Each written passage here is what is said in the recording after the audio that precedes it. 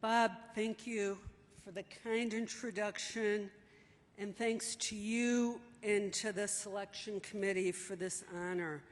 Dale Bluestein, thank you for that video.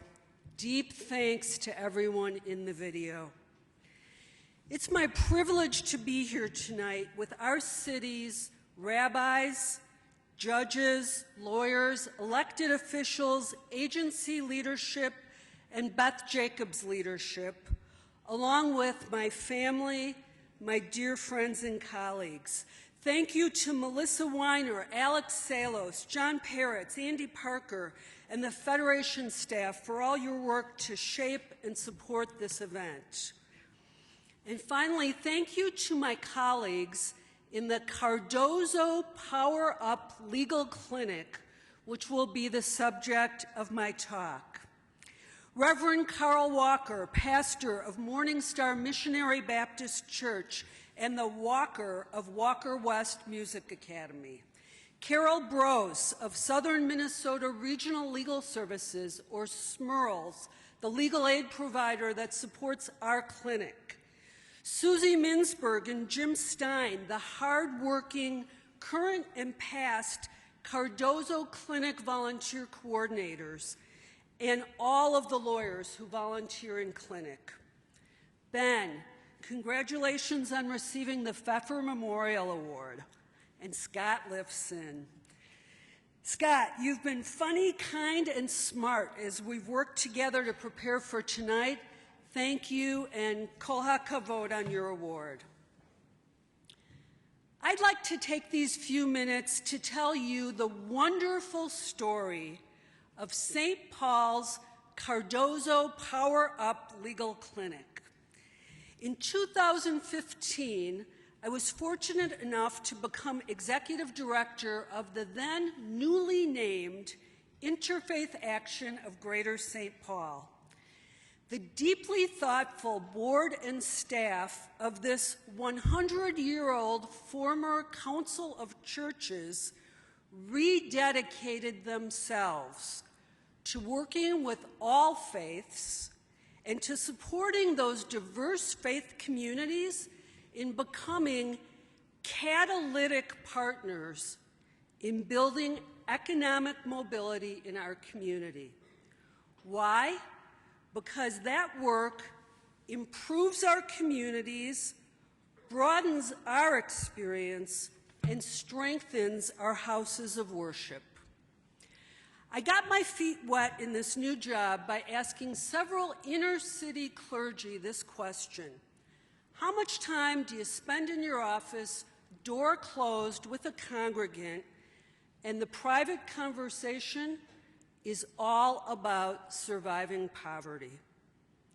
The answer that really stood out was Reverend Walker's. He said, about 95%. We asked Reverend Walker, what could we do to help?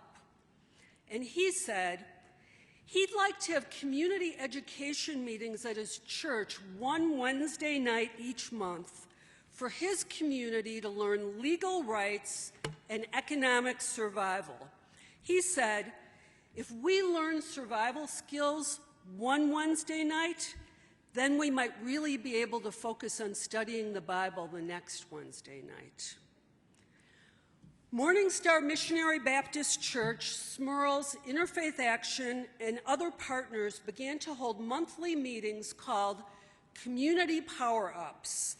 And at the end of the first year of Power-Ups, the community came to us and said, now we know we need lawyers.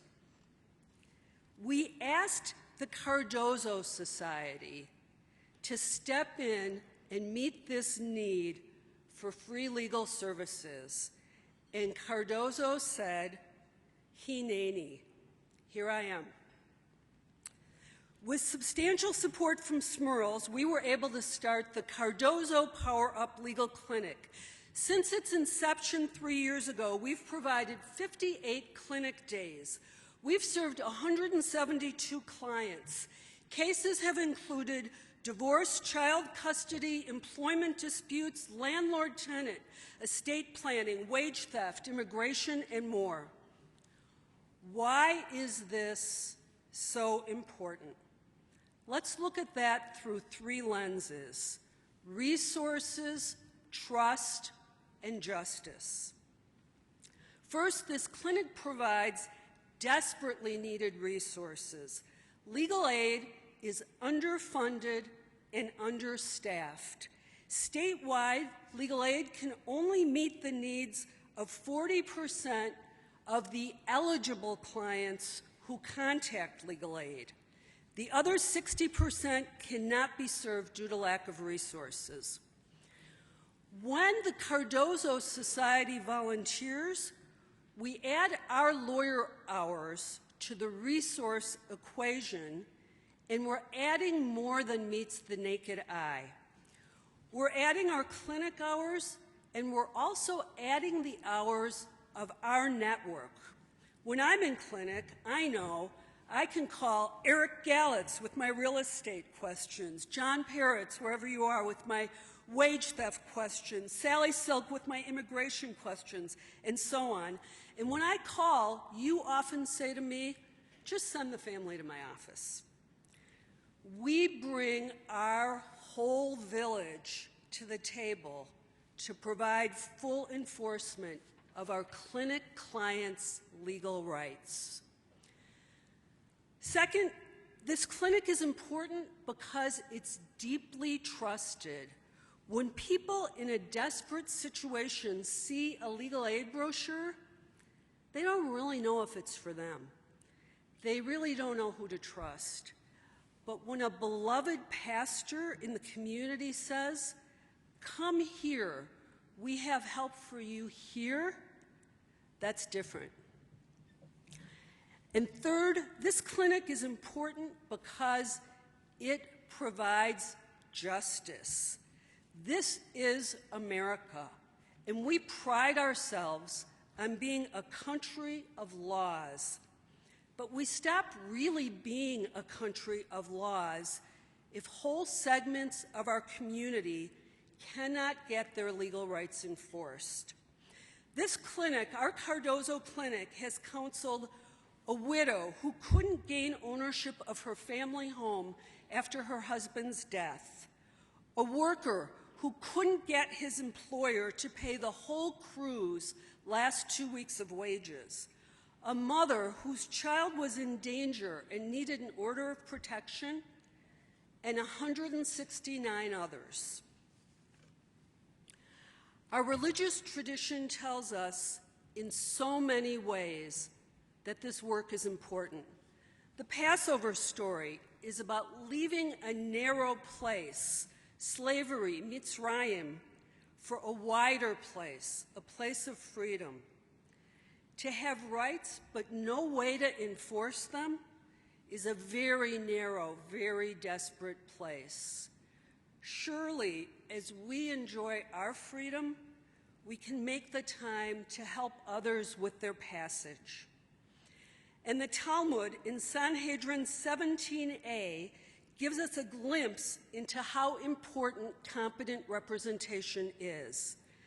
On Sanhedrin panels in capital cases, 23 judges would examine the witnesses, deliberate, and then decide. On those panels, if all 23 judges voted to convict, the rule was the court must acquit. Why? Because if all 23 judges voted to convict, there must not have been an adequate defense. Even our oldest sources place a huge premium on justice and on the importance of representation in critical matters. And what about the impact of this work in our lives? I took my son, Isaac, to see Fiddler on the Roof in Yiddish in New York. It was wonderful. And it left me with this question: what is our Anatevka?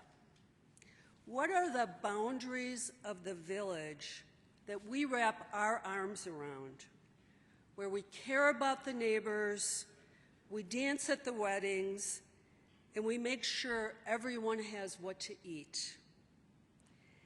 As we work in clinic, the realities and the difficulties and the joys of the clinic neighborhood become a strand of our realities and our difficulties and our joys. We are forming a web of mutually beneficial relationships. We get invited to hear jazz at Walker West. We learn how to read reality more truthfully and respond with affection. We wrap our arms around a bigger Anatevka, and we are all the richer for it. So when Susie writes you asking you to volunteer for clinic, please say yes.